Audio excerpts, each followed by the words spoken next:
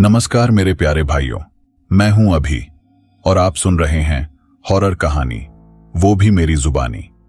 आज की रात कुछ अलग है क्योंकि आज की ये कहानी एक ऐसे शख्स की है जिसने मौत को बहुत करीब से देखा है। उस शख्स का नाम है राहुल और जो कुछ उसके साथ हुआ उसे सुनकर आपकी रूह कांप उठेगी। लेकिन कहानी शुरू करने से पहले अगर आप हमारे चैनल पर नए हैं तो सब्सक्राइब कीजिए। और हां, अगर आप चाहते हैं कि आपका नाम अगली कहानी में लिया जाए तो कमेंट में अपना नाम और अपने शहर का नाम जरूर लिखिए। तो चलिए यह कहानी राहुल जी के पॉइंट ऑफ व्यू से सुनते हैं। नमस्ते दोस्तों, मेरा नाम है राहुल। मैं एक ट्रक ड्राइवर हूं। पिछले 10 सालों से मैं इसी बड़ी सी लोहे की मशीन में बैठकर देश के कोने कोने का सफर तय करता आया हूं। मैंने लंबी लंबी सड़कों के ऐसे ऐसे राज देखे हैं जिन पर आप यकीन नहीं करोगे। लेकिन आज जो कहानी मैं आपको सुनाने जा रहा हूं वो मेरी जिंदगी का सबसे डरावना और रहस्यमय सफर था। एक ऐसा सफर जिसने मेरी जिंदगी हमेशा के लिए बदल कर रख दी। ये कहानी है मेरे और मेरे क्लीनर बंटी के साथ घटी एक ऐसी घटना जिसके बारे में सोचकर भी आज तक मेरे रोंगटे खड़े हो जाते हैं। उस रात हम एक पुराने ट्रक में कपड़ों का सामान लेकर जा रहे थे। गंतव्य था एक छोटा सा कस्बा जो घने जंगलों और पहाड़ों के बीच बसा था। मौसम खराब हो रहा था, आसमान में बादल छाए हुए थे और हल्की हल्की बूंदाबांदी शुरू हो गई थी। हमारा ट्रक पुराना था, उसकी हर चीख और चिल्लाहट मुझे याद थी। बंटी मेरे साथ बैठा अपने फोन में कुछ देख रहा था। भैया, बंटी ने मोबाइल बंद करते हुए कहा, यह रास्ता कितना सुनसान है। आधे घंटे से एक भी गाड़ी सामने से नहीं आई। मैंने मुस्कुराते हुए कहा, अरे क्या हुआ, डर लग रहा है?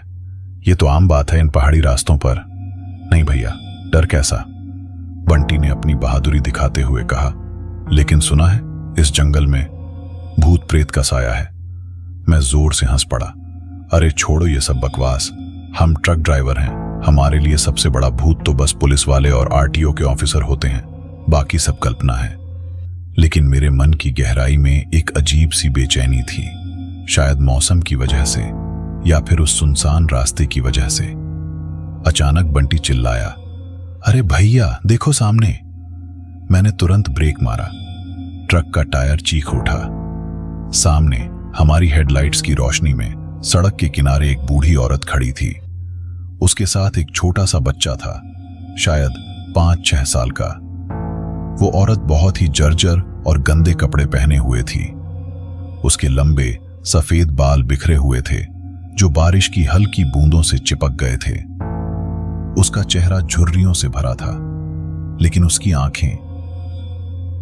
आंखें एक अजीब सी चमक ली हुई थीं। वो बच्चा उसकी साड़ी से चिपका हुआ था और अपनी छोटी सी आंखों से हमारे ट्रक को देख रहा था।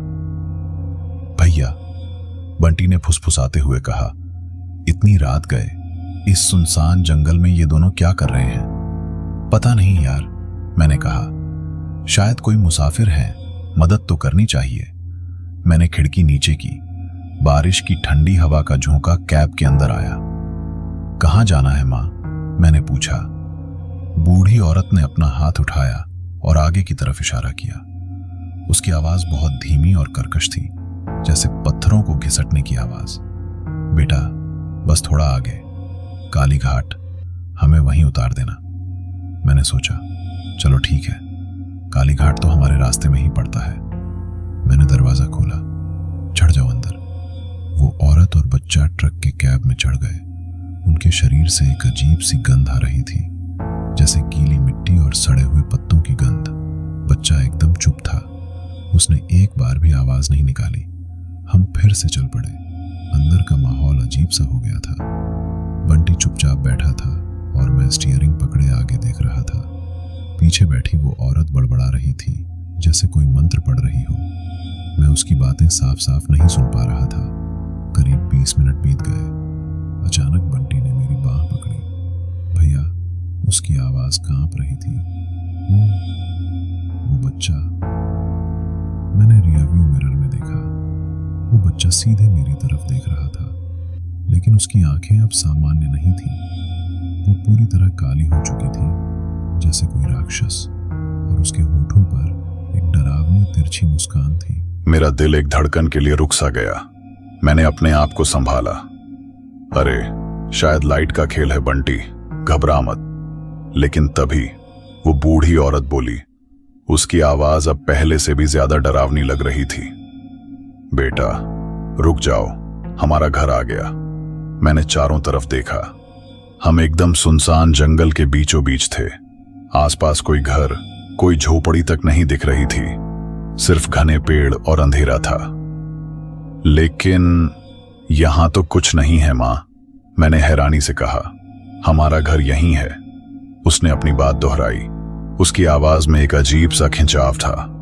मैंने ट्रक रोक दिया। वो औरत और बच्चा बिना एक शब्द कहे ट्रक से उतर गए। वो जंगल के अंधेरे में खड़े होकर हमें देखते रहे। हमारी ट्रक की टेल लाइट्स की लाल रोशनी में उनके चेहरे और भी डरावने लग रहे थे। फिर वो बूढ़ी औरत ने हाथ हिलाया, जैसे अलविदा कह रही हो, और वो दोनों जंगल के अंधेरे में गायब हो गए। बंटी और मैं एक दूसरे की तरफ देखते रह गए।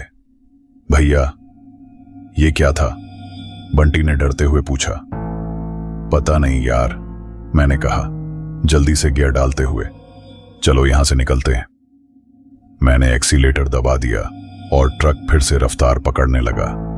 हम दोनों काफी देर तक चुप रहे। बस ट्रक के इंजन की आवाज और बारिश की आवाज ही सुनाई दे रही थी। लगभग 10 मिनट बाद बंटी ने फिर से मेरी बांह पकड़ी। उसका चेहरा सफेद पड़ गया था।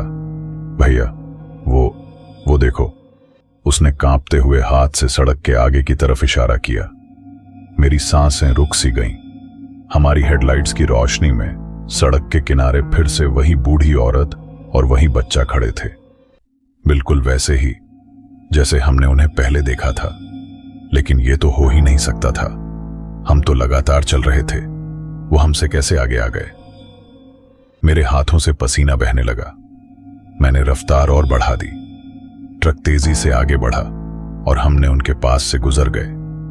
मैंने पीछे मिरर में देखा। वो अब भी वहीं खड़े थे और उनके चेहरे पर वही डरावनी मुस्कान थी। भैया यार, ये क्या हो रहा है? बंटी घबरा गया था। शांत रहे बंटी, मैंने डपटते हुए कहा। शायद कोई जुड़वा या फिर कोई भ्रम है। लेकिन मेरा दिल जोर जोर से धड़क रहा था। मैं जानता था कि यह कोई भ्रम नहीं है। और फिर 5 मिनट बाद वो फिर से थे सामने, सड़क के बीचों बीच। इस बार वो बूढ़ी औरत और बच्चा खड़े थे। उन्होंने अपने हाथ फैला रखे थे, जैसे हमें रोकना चाह रहे हों। मैंने जोर से ब्रेक मारा। ट्रक रुक गया। हम दोनों की सांसें तेज हो गईं। वो औरत धीरे धीरे ट्रक के कैब के पास आई। उसने खिड़की पर दस्तक दी। टक टक टक। मैंने हिम्मत जुटाई और खिड़की थोड़ी सी नीचे की।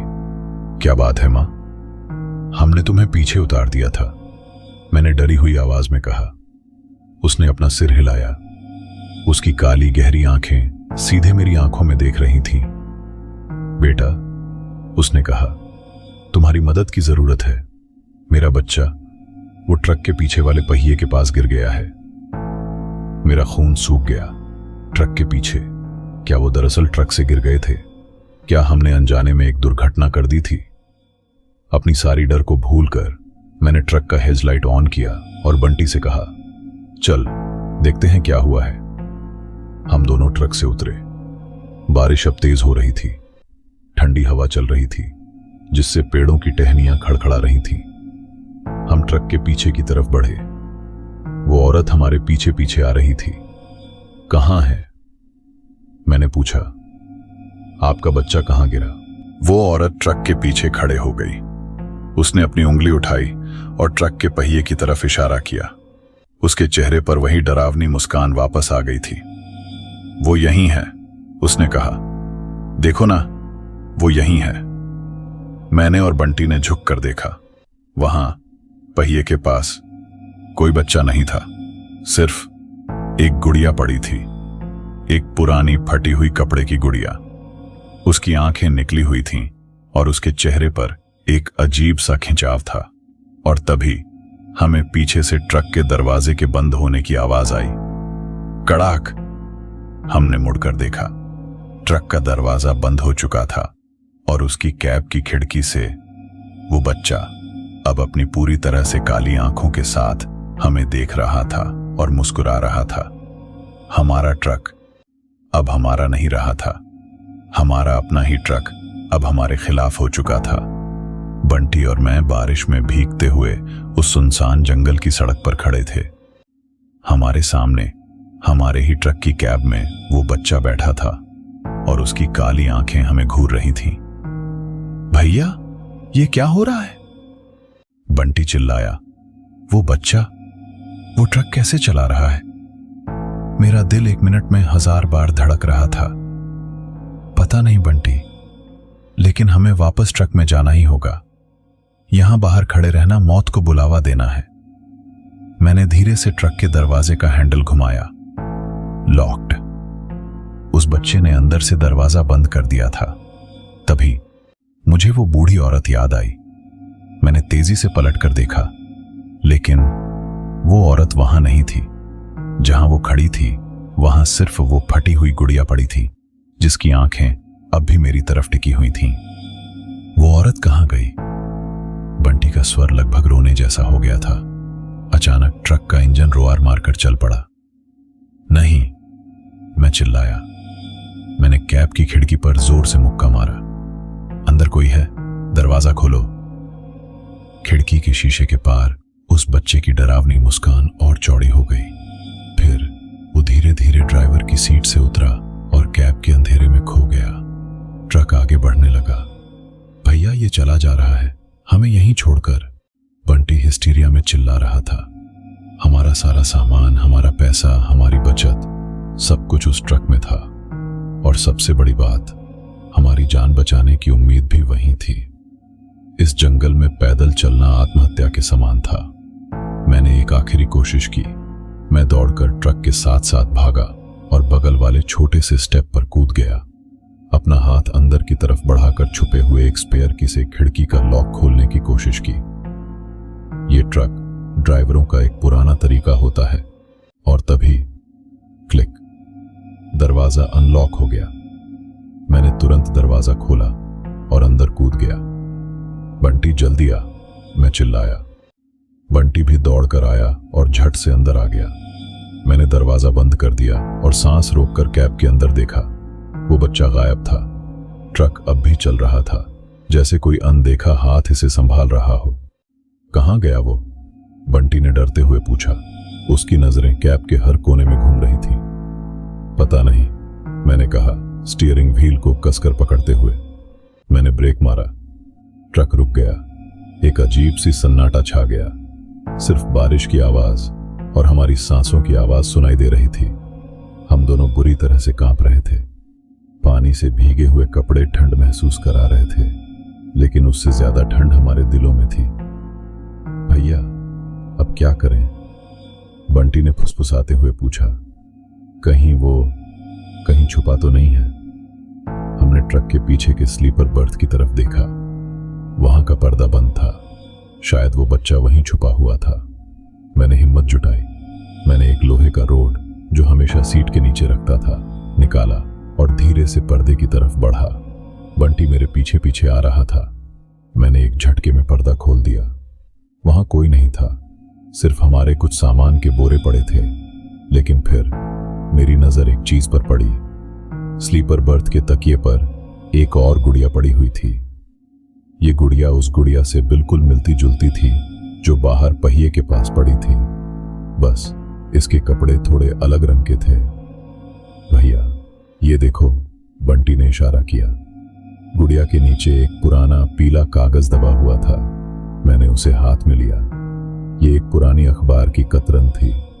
उस पर एक खबर छपी हुई थी और एक धुंधली सी ब्लैक एंड व्हाइट तस्वीर थी। शीर्षक पढ़ते ही मेरे रोंगटे खड़े हो गए। काली घाट के जंगल में हुई सड़क दुर्घटना में बूढ़ी मां और पोते की मौत। खबर में लिखा था, पिछले साल काली घाट के इसी सुनसान जंगली रास्ते पर एक ट्रक पलट गया, जिसमें एक बूढ़ी औरत और उसका 5 साल का पोता की मौत हो गई। पुलिस का मानना है कि ट्रक ड्राइवर ने उन्हें लिफ्ट दी थी, लेकिन बारिश के कारण हुई दुर्घटना में सभी की मौत हो गई। ट्रक ड्राइवर का शव भी बरामद नहीं हुआ और उस खबर के साथ छपी तस्वीर, वो बूढ़ी औरत और उसका पोता, वो वही थे जिन्हें हमने आज रात लिफ्ट दी थी। ये तो भूत हैं भैया। बंटी रोने लगा। हमने भूतों को लिफ्ट दे दी, वो मर चुके हैं। मेरा दिमाग तेजी से घूम रहा था। अगर वो भूत थे तो वो हमारा क्या करना चाहते थे? क्या वो हमें भी उसी दुर्घटना में शामिल करना चाहते थे? तभी अचानक ट्रक का रेडियो अपने आप चल पड़ा। उसमें से सिर्फ सफेद शोर स्टैटिक की आवाज आ रही थी। फिर उस स्टैटिक के बीच से एक आवाज उभर कर आई, वो बूढ़ी औरत की कर्कश आवाज। बेटा, तुम हमें हमारे घर तक पहुंचा ही नहीं पाए, अब तुम्हें हमारे साथ आना पड़ेगा। रेडियो बंद हो गया और फिर ट्रक का इंजन अपने आप स्टार्ट हो गया। एक्सीलेटर खुद ब खुद दब गया। ट्रक तेज रफ्तार से आगे बढ़ने लगा। भैया, कंट्रोल करो इसे, बंटी चिल्लाया। मैंने ब्रेक पर जोर से दबाव डाला, लेकिन ब्रेक काम नहीं कर रहा था। बिल्कुल फेल हो चुके थे। ट्रक अब अनियंत्रित गति से उस अंधेरी घुमावदार पहाड़ी सड़क पर दौड़ रहा था। सामने एक तेज मोड़ था। अगर हम इस रफ्तार से मुड़े तो हम सीधे खाई में गिर जाएंगे। हम मर जाएंगे, बंटी चीखा। मैंने पूरी ताकत से स्टीयरिंग को संभालने की कोशिश की, लेकिन वो किसी अनदेखी शक्ति के कब्जे में था। ये कोई सामान्य दुर्घटना नहीं थी, ये एक पूर्व नियोजित हत्या थी। वो भूत हमें उसी जगह मारना चाहते थे जहां उनकी मौत हुई थी। बस सामने का मोड़ तेजी से नजदीक आ रहा था। ट्रक की स्पीड बढ़ती ही जा रही थी और तभी मेरी नजर सड़क के किनारे पड़े एक बड़े से पत्थर पर पड़ी। उस पर लाल रंग से लिखा हुआ था, काली घाट 1 km। हम उसी कुख्यात जगह के करीब पहुंच रहे थे। ट्रक ने मोड़ पकड़ा, टायर चीख उठे। मैंने आखिरी कोशिश के तौर पर हैंड ब्रेक खींची, लेकिन कोई फायदा नहीं हुआ। बंटी ने आंखें बंद कर लीं। सामने मोड़ के ठीक बाद सड़क पर एक बड़ा सा पेड़ गिरा हुआ था। हमारा ट्रक सीधा उसी की तरफ बढ़ रहा था। ये खत्म होने वाला था। लेकिन तभी एक और चीज हुई। रियर व्यू मिरर में मुझे कुछ दिखाई दिया। स्लीपर बर्थ का वो पर्दा जो हमने खोला था अब हिल रहा था और उसके पीछे से 2 जोड़ी चमकती हुई आंखें दिख रही थीं, एक बड़ी और एक छोटी। वो औरत और वो बच्चा, वो अब ट्रक के पीछे ही थे और वो हमारी तरफ बढ़ रहे थे। दोस्तों, जिंदगी और मौत के बीच का फासला कभी कभी जस्ट 1 सेकंड का होता है। एक झटका, एक चीख और फिर सन्नाटा। जब हमारा ट्रक उस गिरे हुए पेड़ से टकराया, मुझे लगा सब खत्म, लेकिन ऐसा कुछ नहीं हुआ। एक तेज चमकती हुई रोशनी, जैसे कोई बहुत ताकतवर हेडलाइट, और फिर एक जबरदस्त झटका। मैंने अपनी आंखें खोली। मैं जिंदा था। ट्रक का इंजन बंद हो चुका था। हवा में धुएं और जलने की गंध थी। शीशे टूट चुके थे और बारिश की बूंदें अंदर आ रही थीं। बंटी, मैंने अपने साथी को हिलाया। बंटी, तू ठीक है ना? बंटी ने आह भरते हुए सिर हिलाया। हाँ भैया, लेकिन क्या हुआ? हम तो टकरा गए थे। हाँ, मैंने कहा चारों तरफ देखते हुए, लेकिन हम जिंदा हैं। ये कोई चमत्कार था। ट्रक का फ्रंट हिस्सा कुछ क्षतिग्रस्त हुआ था, लेकिन हम बच गए थे। फिर मुझे याद आया वो आखिरी पल, रियर व्यू मिरर में वो चमकती आंखें। मैंने तेजी से पीछे मुड़कर स्लीपर बर्थ की तरफ देखा। पर्दा अब भी हिल रहा था। वो अभी भी यहां है, बंटी ने कांपती आवाज में कहा। मैंने वो लोहे का रॉड फिर से थामा। डर तो था, लेकिन अब गुस्सा भी आ रहा था। ये क्या मजाक था? हमें मारने की कोशिश। बाहर निकलो, मैं चिल्लाया। हमें दिखाओ, तुम कौन हो? पर्दे के पीछे से कोई जवाब नहीं आया। सिर्फ एक हल्की सी खरोंच की आवाज आई, जैसे कोई नाखून लकड़ी पर खरोंच रहा हो। तभी ट्रक के बाहर बारिश के शोर के बीच एक और आवाज आई, एक कार के इंजन की आवाज। कोई आ रहा था। भैया देखो, बंटी ने खिड़की से इशारा किया। सड़क पर हमारे ट्रक के पीछे एक पुरानी सी कार रुकी। उससे एक आदमी उतरा। वो एक बुजुर्ग आदमी था, उम्र लगभग 60 साल, हाथ में टॉर्च लिए हुए। अरे भाई, तुम लोग ठीक हो? उसने पूछा। उसकी आवाज में चिंता थी।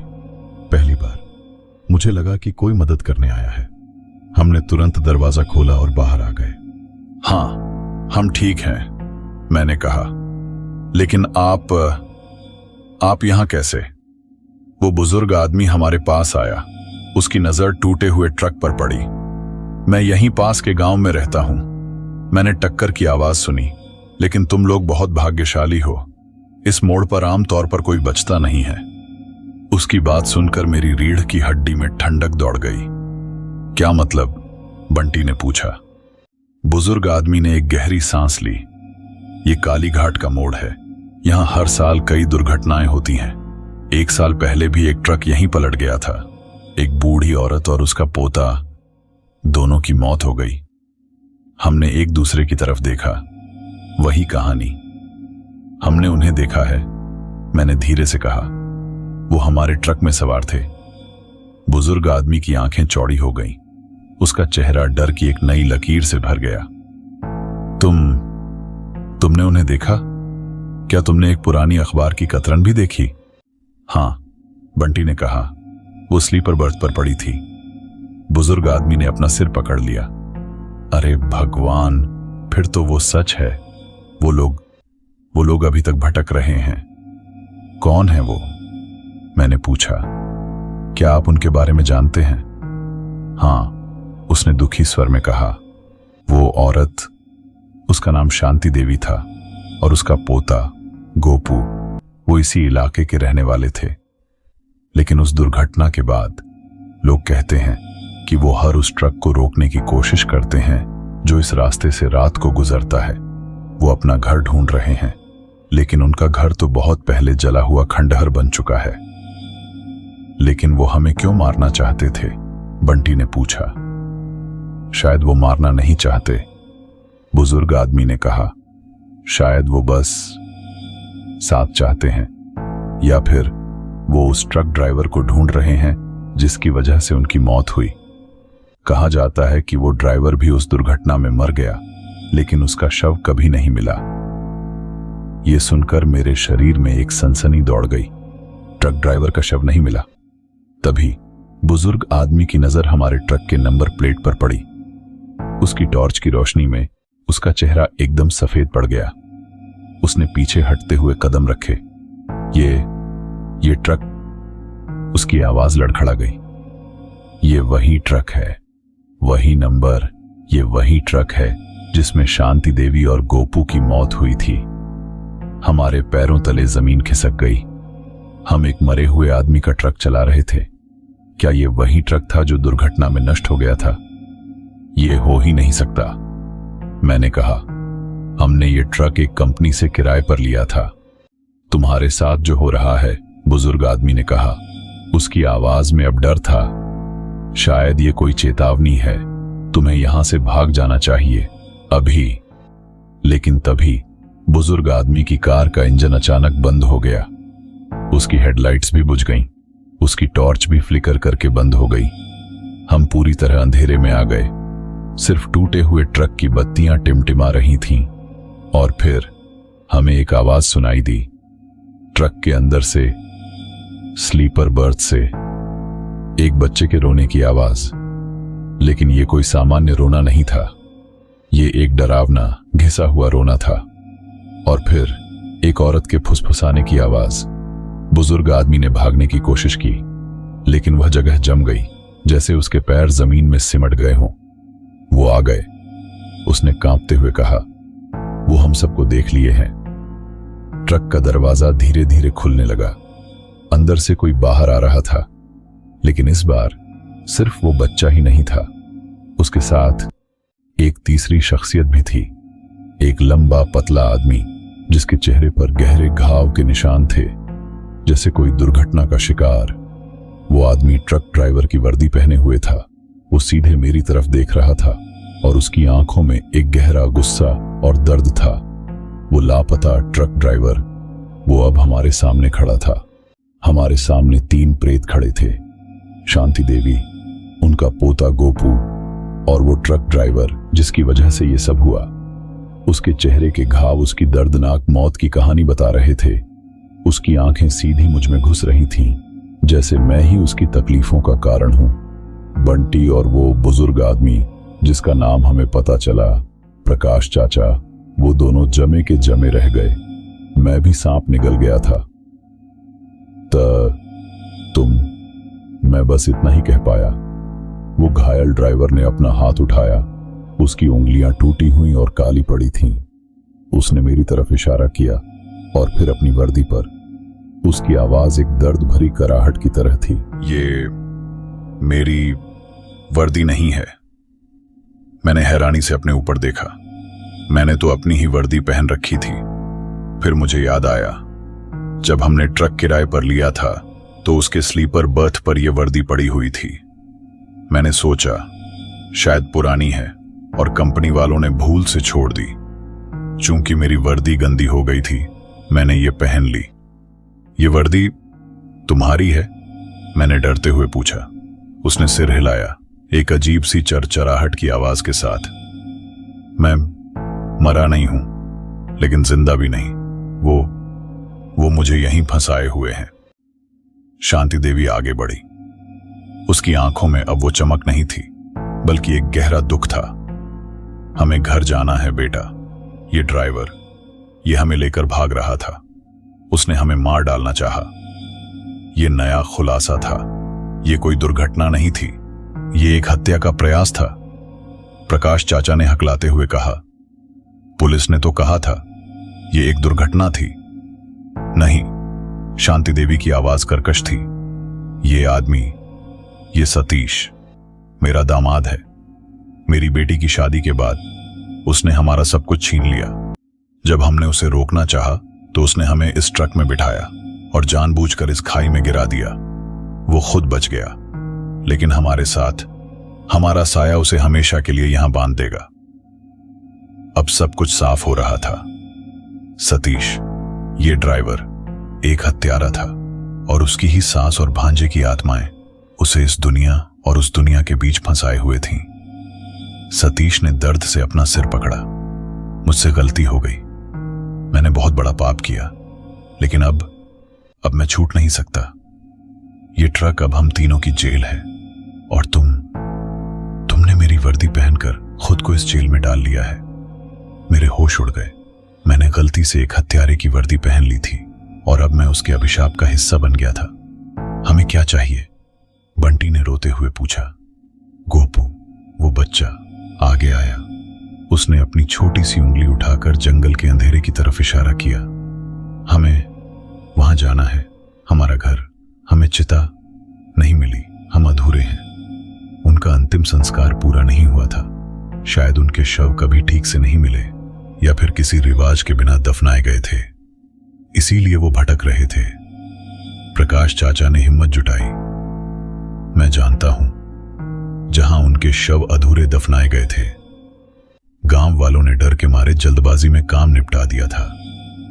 अगर हम उनका सही से अंतिम संस्कार कर दें, शायद वो शांत हो जाए। यही एक रास्ता था। लेकिन सतीश चिल्लाया, नहीं, अगर वो शांत हो गए तो मैं हमेशा के लिए अकेला फंस जाऊंगा। मैं तुम्हें जाने नहीं दूंगा। उसने एक डरावनी रोआर मारी और ट्रक की तरफ लपका। ट्रक की बत्तियां तेजी से जलने बुझने लगीं।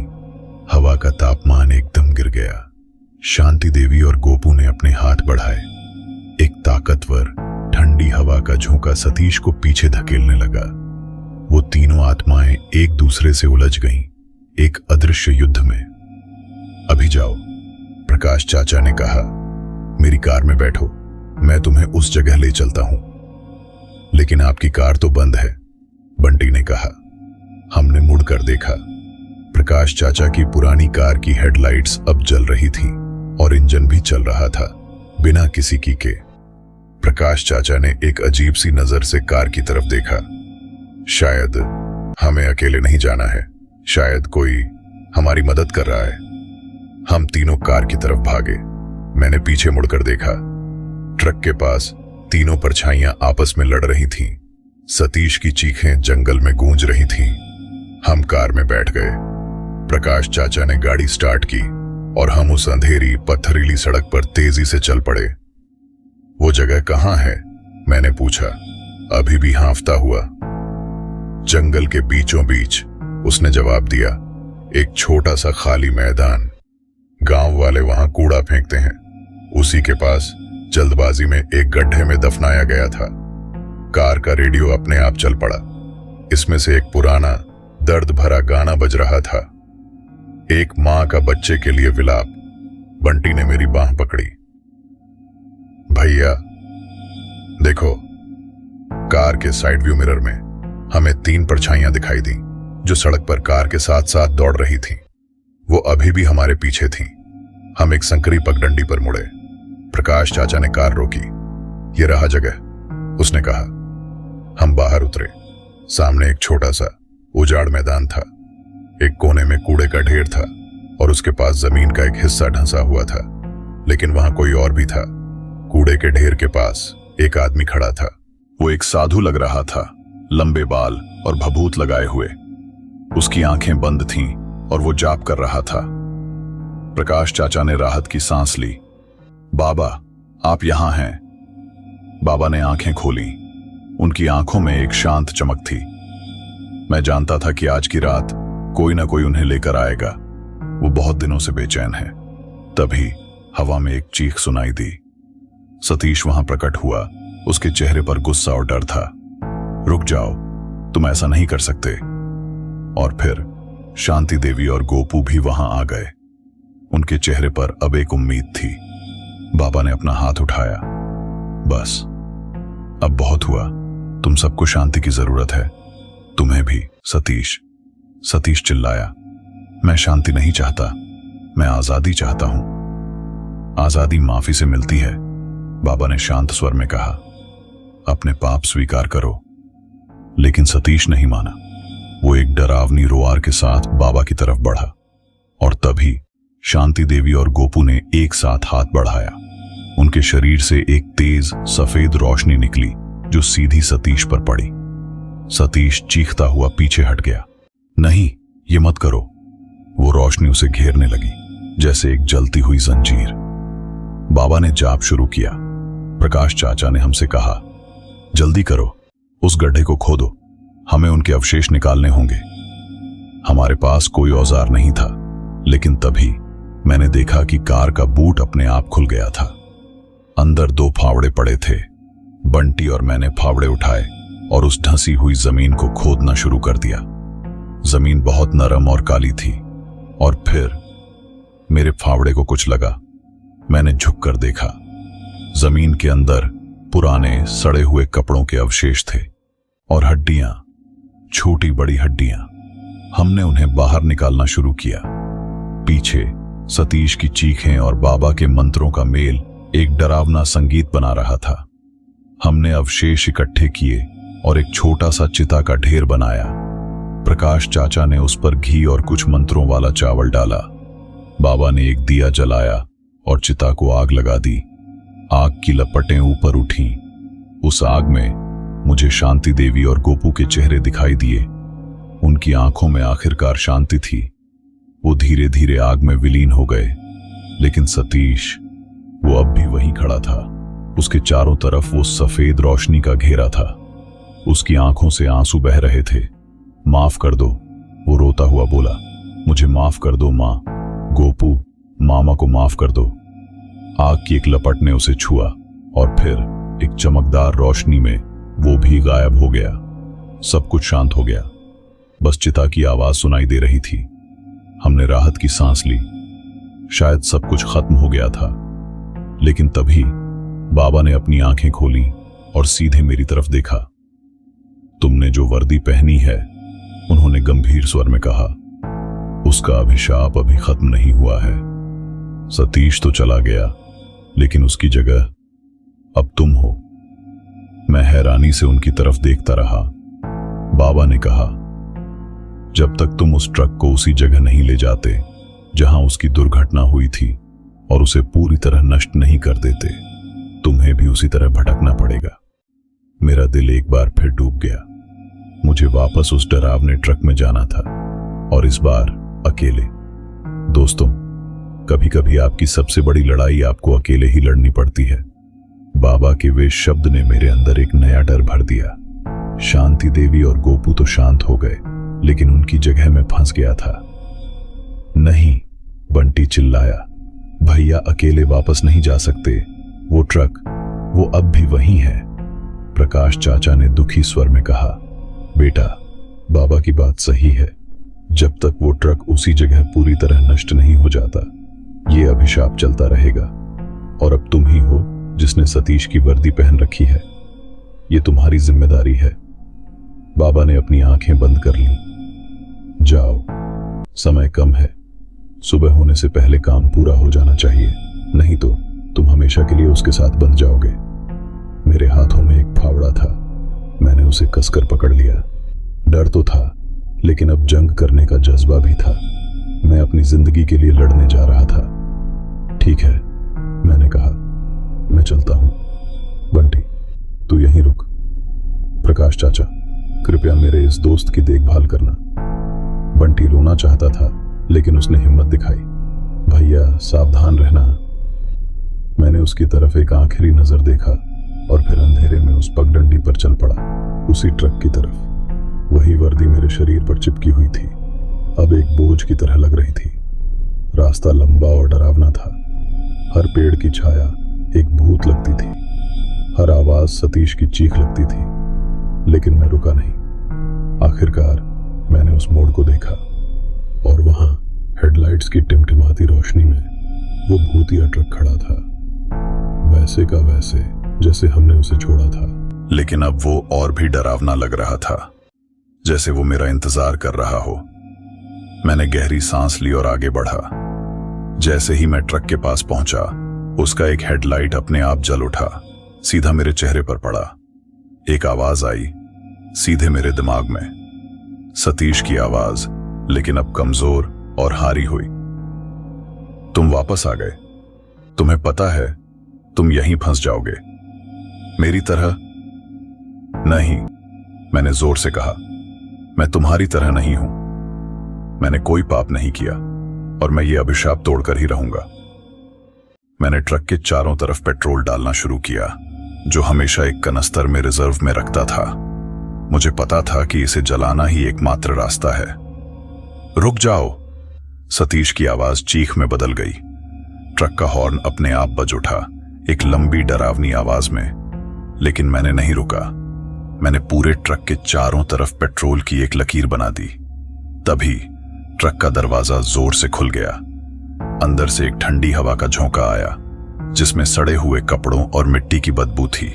और फिर मैंने देखा, ट्रक की ड्राइवर सीट पर मैं बैठा हुआ था।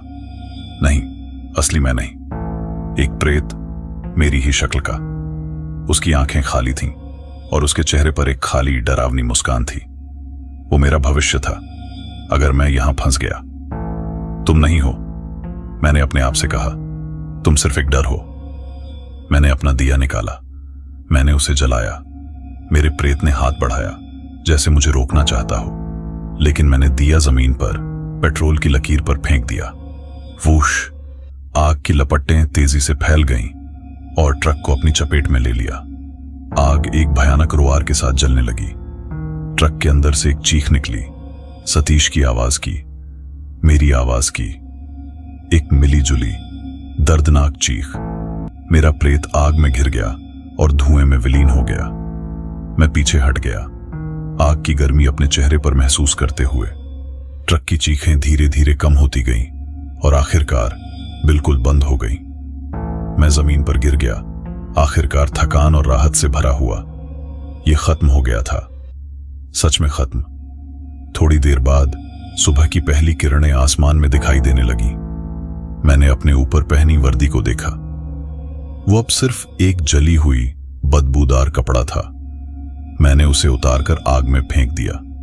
जैसे ही वर्दी आग में जलकर राख हो गई, मुझे लगा जैसे मेरे शरीर से एक भारी बोझ उतर गया हो।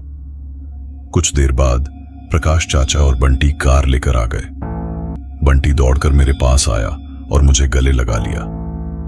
भैया, तुम सुरक्षित हो। प्रकाश चाचा ने जलते हुए ट्रक को देखा और मुस्कुराए। अब सब कुछ ठीक हो गया बेटा, तुमने बहुत बहादुरी दिखाई। हम वहां से चले गए। प्रकाश चाचा के गांव में कुछ दिन रुके और फिर वापस शहर लौट आए। हमने कंपनी को ट्रक के दुर्घटनाग्रस्त होने की बात बता दी। उन्होंने जांच की, लेकिन कुछ पता नहीं चला। शायद उन्होंने भी कुछ महसूस किया, क्योंकि उन्होंने ज्यादा सवाल नहीं पूछे। कई साल बीत गए। बंटी अब अपना छोटा सा बिजनेस करता है और मैंने फिर कभी ट्रक नहीं चलाया।